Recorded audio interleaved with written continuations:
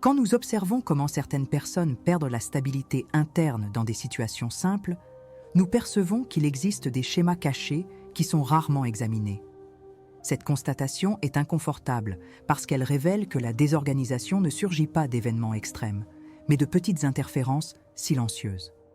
La tradition taoïste décrit ces signes comme indicateurs de rupture dans la logique naturelle même qui soutient le fonctionnement humain. Cette lecture ne dépend pas de croyances, mais d'une attention rigoureuse au processus qui précède le déséquilibre. Quand nous analysons ces phénomènes avec précision, nous découvrons que le véritable point de fragilité se trouve dans la manière dont vous opérez intérieurement. La chaîne Solstice existe pour traduire ce type d'observation de manière claire et accessible, sans perdre la rigueur conceptuelle que le thème exige. Le but est de vous offrir un espace d'étude qui intègre psychologie, philosophie orientale et langage universel. Cette intégration permet d'examiner le fonctionnement interne avec cohérence, sans interprétation arbitraire. En apportant les principes taoïstes dans le quotidien, Solstice crée des outils qui vous aident à identifier les schémas invisibles qui façonnent vos choix. Ce type de contenu est pensé pour ceux qui recherchent une compréhension structurée et non des solutions rapides. Il existe une donnée observable qui passe généralement inaperçue. Vous perdez en efficacité interne, non pas dans les moments de crise, mais dans les micro-désajustements quotidiens. La tension inutile dans le corps indique déjà que le rythme naturel de l'action a été interrompu. L'accélération mentale révèle une fragmentation de l'attention en multiples vecteurs simultanés. La tradition taoïste interprète ces signes comme preuve de désalignement avec le principe qui organise votre expérience. Cette lecture fournit une carte fonctionnelle pour comprendre pourquoi votre performance baisse, même quand rien d'apparemment grave ne se produit.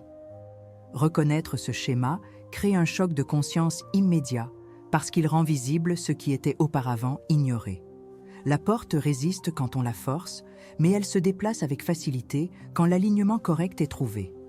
Cet exemple est une illustration précise d'un principe opérationnel du Tao. Quand vous appliquez une pression excessive, vous bloquez le fonctionnement naturel du système. Quand vous réduisez les interférences, vous permettez au mécanisme de répondre selon sa propre structure. Cette logique est identique à la manière dont votre action interne se réorganise quand vous revenez à votre propre axe. Du point de vue conceptuel, cette vidéo est destinée à vous qui désirez comprendre pourquoi certains efforts ne génèrent pas d'avancée réelle. L'approche taoïste offre un modèle solide pour expliquer ces échecs sans recourir à des abstractions vagues. Elle démontre que votre efficacité interne augmente quand vous respectez la logique naturelle qui gouverne corps, esprit et énergie. Ce modèle ne promet pas de pouvoir extraordinaire, mais la restauration de la fonctionnalité pleine. Plus vous opérez longtemps en désalignement, plus il devient difficile de restaurer l'organisation interne. Les petites tensions se transforment en schémas, et les schémas deviennent des modes permanents de fonctionnement. La tradition taoïste explique ce processus de manière directe en montrant que la rupture commence toujours par un excès d'interférence. Avant d'avancer, je laisse une invitation discrète pour ceux qui désirent approfondir ce type d'études avec constance. S'abonner à la chaîne Solstice garantit un accès continu à des contenus qui développent ces principes avec rigueur et clarté. Votre soutien maintient vivante la production de matériaux qui unissent psychologie, tradition orientale et organisation interne. Liker la vidéo renforce la distribution du contenu et aide ce thème à atteindre ceux qui ont également besoin de comprendre ces dynamiques. Cette participation crée un environnement d'études cohérent et durable. Et elle prépare le terrain pour la prochaine étape du cours qui commence maintenant.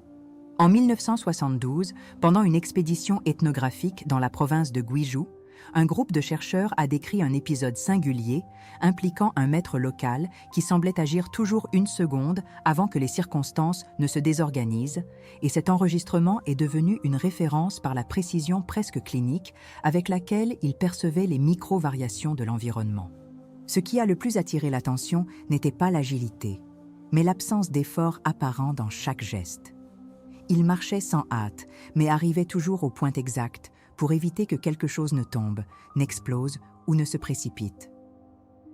Les chercheurs ont tenté de mesurer le temps de réaction, l'anticipation cognitive et les schémas moteurs, mais aucun de ces paramètres n'expliquait le phénomène.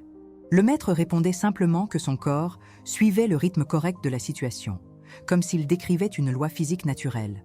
Cet épisode est devenu emblématique parce qu'il mettait en évidence une forme d'action qui ne dépendait ni de la force, ni de la vitesse, ni de la technique. Cet événement défie la tendance moderne d'expliquer l'efficacité humaine uniquement par l'entraînement ou la rationalisation. Quand nous observons une action si précise et si exempte d'efforts, nous sommes obligés de considérer qu'il existe un autre principe organisateur en fonctionnement. La tradition taoïste appelle cette cohérence alignement au Tao, et elle se manifeste quand l'individu réduit les interférences et permet à l'organisme d'opérer selon sa propre logique naturelle. Cette hypothèse déplace la compréhension de la performance vers une dimension plus interne, où perception, rythme et stabilité forment un même processus. Ce modèle contredit l'idée commune que plus d'efforts génèrent toujours un plus grand résultat. L'épisode de Guizhou fonctionne comme un laboratoire vivant pour comprendre comment la rupture interne altère le cours d'une action simple. Quand l'individu perd le contact avec ses propres signaux, il commence à agir hors du rythme naturel de la situation. Ce décalage produit cette sensation connue de retard, de désajustement ou d'excès d'intensité qui apparaît dans les moments où rien ne devrait être difficile. La tradition taoïste décrit cela comme éloignement du centre interne, qui est l'état dans lequel corps, esprit et énergie marchent en continuité. L'état de désalignement ne se manifeste pas seulement dans les grandes crises, mais dans les micro-gestes quotidiens qui accumulent l'usure. Plus vous essayez de compenser par la force, plus devient claire la déconnexion entre intention et action. Le maître de Guizhou n'affirmait pas contrôler quoi que ce soit de ce qui se passait autour de lui, mais ne se présentait pas non plus comme quelqu'un de passif face aux événements. Il ajustait simplement son mouvement à ce qui était présent, sans anticiper et sans résister, défiant la dichotomie classique entre action délibérée et inaction complète. Dans le taoïsme, cette ambivalence est le noyau du concept de Wu Wei, compris comme action adéquate au rythme de la situation. Pour rendre cette compréhension solide, nous devons regarder l'élément conceptuel qui se répète le plus dans les récits traditionnels, l'élimination de l'excès. Quand l'organisme produit un effort au-delà du nécessaire, surgissent des tensions qui compromettent la perception, la précision et la coordination. Le maître de Guizhou démontrait exactement l'inverse, se déplaçant avec économie d'énergie et usage minimal de force. Cette économie n'était pas le résultat d'une technique mécanique, mais d'une stabilité interne suffisante pour permettre au contexte de déterminer le degré d'action. Cela signifie que l'efficacité est conséquence de la cohérence interne et non de l'intensité. Nous percevons que ce qui semblait extraordinaire dans la scène est, en réalité, un modèle de fonctionnement naturel qui devient accessible quand l'organisme opère sans bruits internes. Le taoïsme insiste sur le fait que cet état n'a pas besoin d'être construit artificiellement, car il émerge quand les tensions inutiles sont interrompues. L'action correcte n'est pas une question de talent, mais de syntonie avec le rythme du réel. Ainsi, certaines personnes maintiennent la stabilité même dans des environnements instables.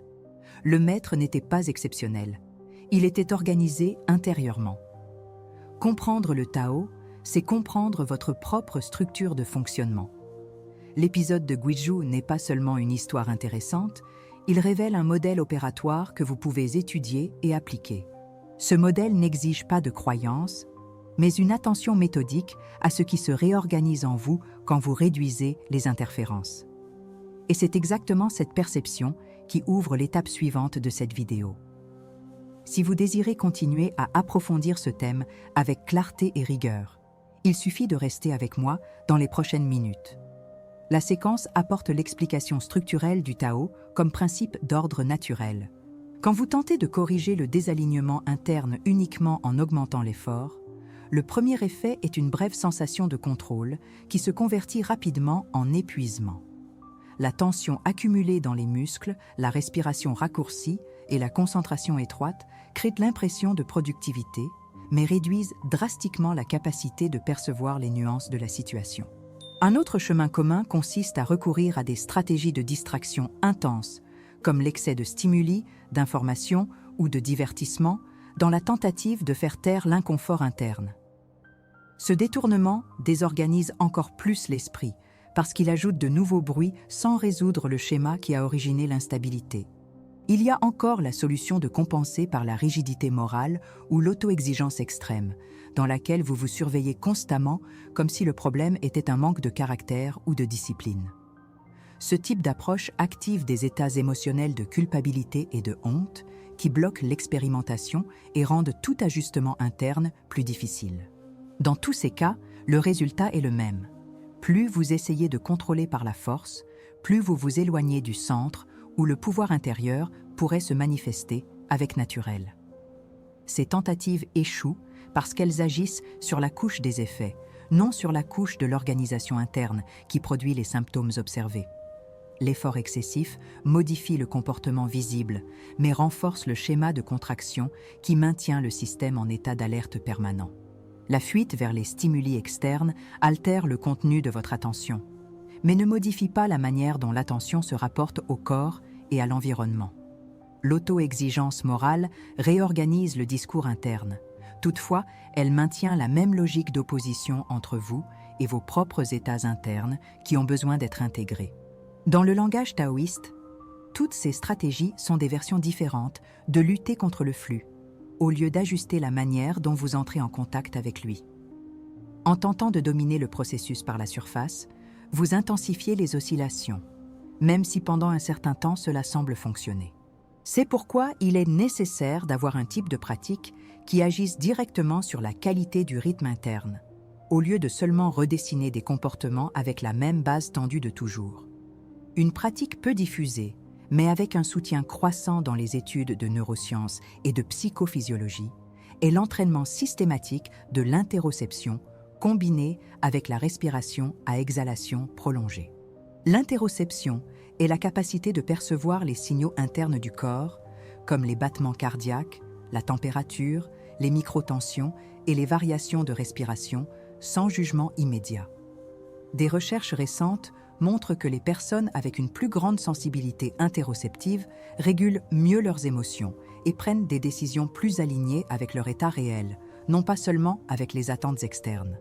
Quand vous associez cette perception raffinée à la pratique d'expirer plus longuement que d'inspirer, vous activez des circuits parasympathiques liés à la réduction de l'hyperexcitation physiologique.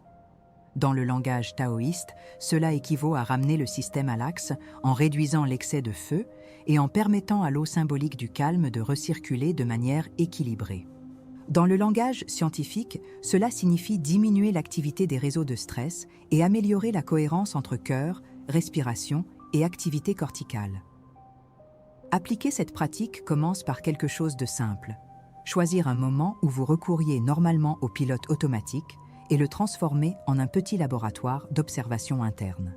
Au lieu de prendre le téléphone, chercher une distraction ou forcer une solution immédiate, vous vous asseyez avec la colonne vertébrale stable, posez bien les pieds au sol et laissez les mains reposer dans un point confortable.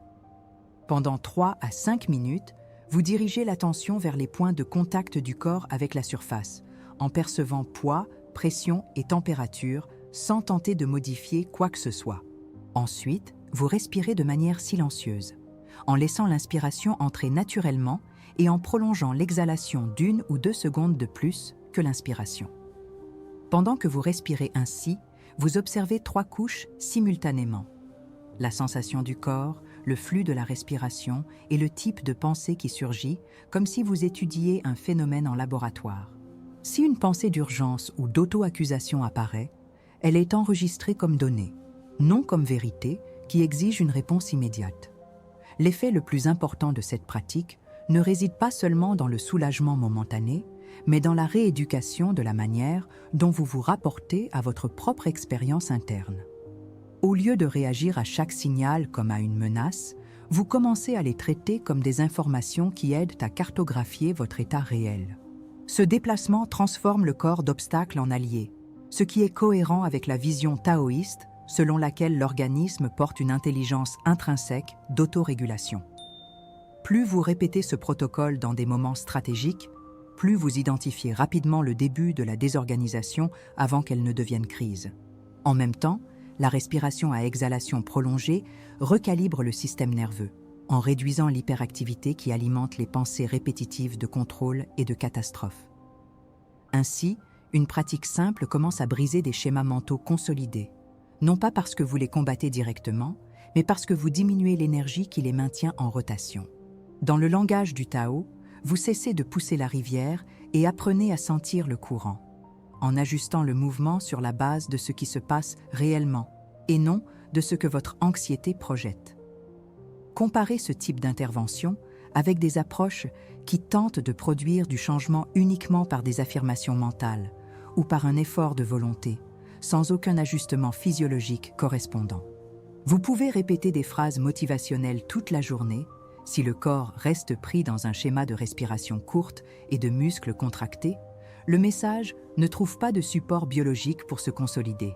De même, vous pouvez planifier des routines parfaites dans les détails, mais si vous ne reconnaissez pas les signaux initiaux de saturation interne, vous abandonnerez le plan à la première oscillation émotionnelle plus intense.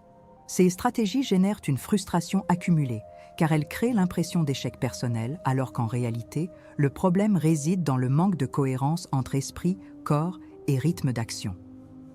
La pratique interoceptive avec respiration régulatrice, au contraire, agit simultanément sur les 3 dimensions, créant une base concrète pour un changement de schéma.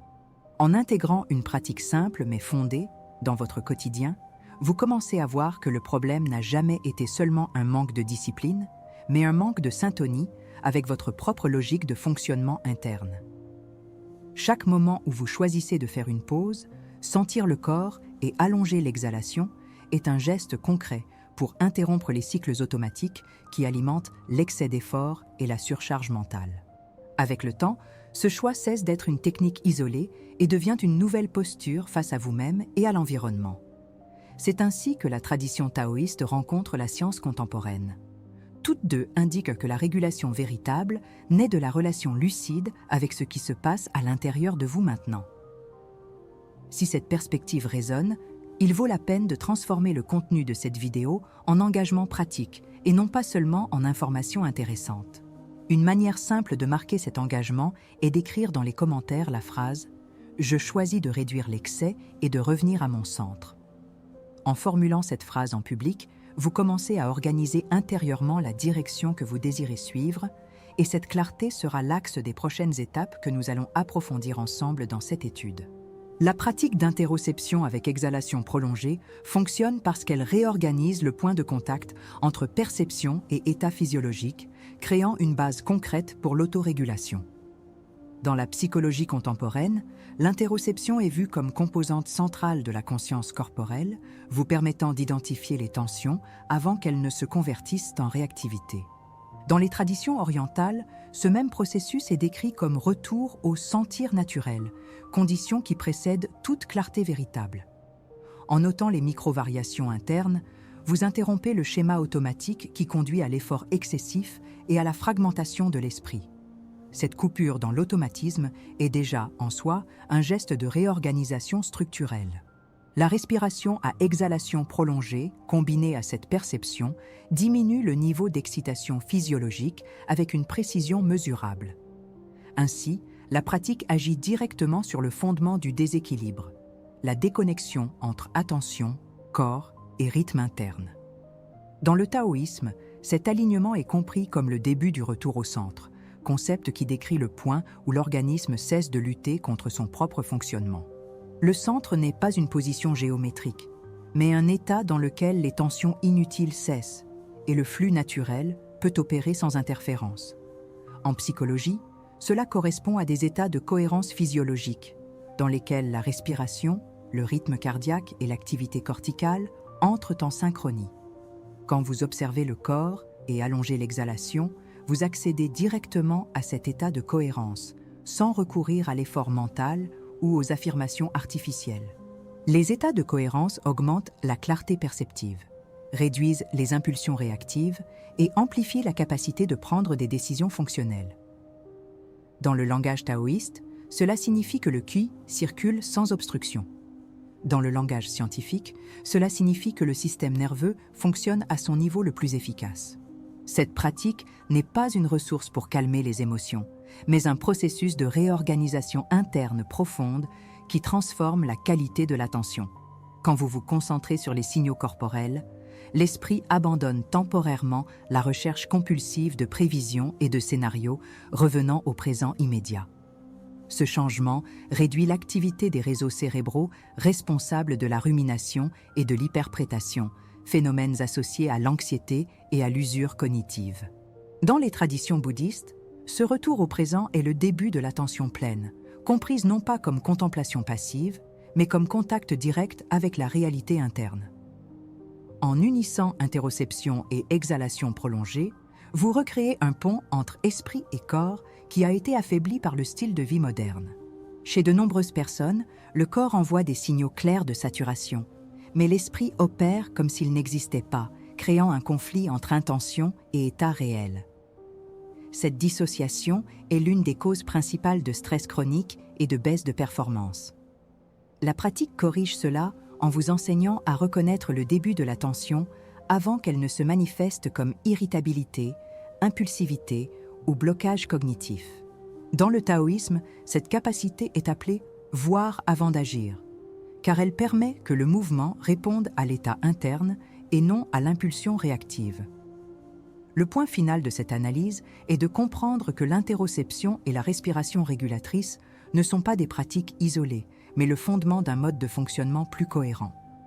Elles vous enseignent à stabiliser votre propre système avant de chercher des solutions externes qui ne font que renforcer le déséquilibre.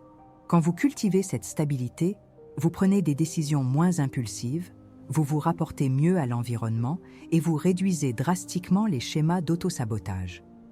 Le taoïsme décrit cela comme « revenir à son propre axe », condition qui précède toute action fonctionnelle. Et c'est exactement cette direction que nous approfondirons dans les prochaines étapes de cette étude. Quand vous intégrez tout ce qui a été présenté jusqu'ici, surgit la question qui traverse des siècles de tradition taoïste. Qu'est-ce qui se réorganise réellement en vous quand l'excès cesse ? Cette question ne cherche pas de réponse immédiate, mais un déplacement de perspective qui permette de voir son propre fonctionnement avec plus de précision. La pratique décrite, ajoutée à l'analyse conceptuelle, offre le bénéfice de reconnaître que votre pouvoir intérieur n'est pas un idéal lointain, mais une capacité qui se révèle quand vous revenez au rythme naturel du corps. Cette perception élargit votre autonomie et réduit la dépendance à des stratégies externes qui ne font que renforcer l'instabilité. En comprenant cela, vous transformez la manière dont vous vous déplacez dans le monde et la façon dont vous répondez à ce qui se produit. Le taoïsme a toujours indiqué que la véritable force se trouve dans la clarté silencieuse qui précède l'action. Et c'est le point où l'étude commence à mûrir en vous. Quand le corps respire avec honnêteté, l'esprit s'organise sans violence. Cet alignement révèle que la stabilité n'est pas un but, mais un mode d'exister qui devient accessible quand vous permettez à l'organisme de revenir à son axe. Dans le langage des traditions, cela s'appelle « voir le réel sans rien ajouter ». La sensation de légèreté qui émerge n'est pas de l'euphorie, mais l'absence d'opposition entre vous et votre propre état. Cette absence d'opposition crée un espace pour des choix plus fonctionnels. Et cet espace est le sol fertile de la transformation. À la fin de cette étape, peut-être que la question la plus utile n'est pas « que dois-je faire maintenant ?», mais « qu'est-ce qui en moi s'est réorganisé pendant que j'observais ?» Cette question vous déplace de la logique d'action compulsive vers la logique de perception profonde. Quand elle est posée avec sincérité, elle révèle quelles tensions silencieuses commencent à se dissoudre et quels schémas ne trouvent déjà plus le même espace. Cette manière de questionner ouvre plus de portes que n'importe quelle réponse toute faite pourrait offrir. Le taoïsme a toujours enseigné que la clarté naît de l'écoute et non de la hâte. L'écoute exige la présence, et la présence exige un corps qui ne lutte pas contre lui-même. C'est à ce point que l'étude se transforme en pratique vivante. Si quelque chose vous a touché au long de ce contenu, permettez que ce contact se prolonge en silence avant d'essayer de le transformer en stratégie. La contemplation est l'espace où l'apprentissage se pose et se convertit en sagesse pratique. Vous pouvez choisir d'observer, dans les prochains jours, quelles tensions reviennent, lesquelles diminuent et lesquels n'ont jamais été réellement vôtres. Cette observation fait déjà partie du parcours et n'a pas besoin de hâte pour générer des fruits. La sagesse taoïste rappelle toujours que le flux se révèle quand il n'est pas forcé. Si une phrase a résonné, permettez-lui de demeurer avec vous un peu plus. Et voyez comment elle s'ajuste à votre propre rythme interne. Avant de conclure, je laisse une invitation sereine. Partagez dans les commentaires quel a été le point qui a réorganisé quelque chose en vous. Ce geste n'est pas une exposition, mais une continuité de la réflexion et aide les autres à reconnaître leurs propres mouvements internes. Si vous en ressentez l'envie, enregistrez également comment vous percevez votre respiration et votre état après avoir expérimenté la pratique. Ces témoignages construisent un champ d'études collectif qui fortifie le chemin de tous. Accompagner ce parcours, c'est s'accompagner soi-même à travers lui. Que vous continuiez à explorer avec calme, lucidité et attention. Et que chaque pas révèle une couche plus silencieuse d'équilibre dans votre propre centre.